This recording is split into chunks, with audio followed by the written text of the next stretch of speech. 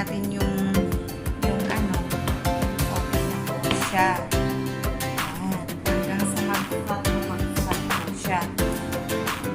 Kailangan mo talaga natin i-flatten ang bread. So, as you can see, ganito po ang labas niya. Flat na flat po siya. So, flat na flat siya. O, diba? Flat na flat. Repeated lang po yung gagawin natin.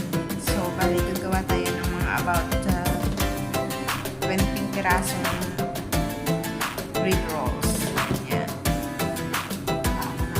Yan.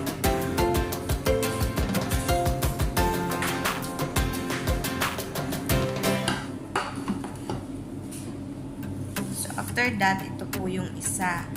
So, itatry din natin siyang ipa-flatten.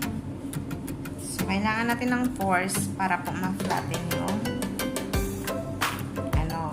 yung tinapay. So, kailangan natin i-flatten si bread. Flatten lang ng flatten.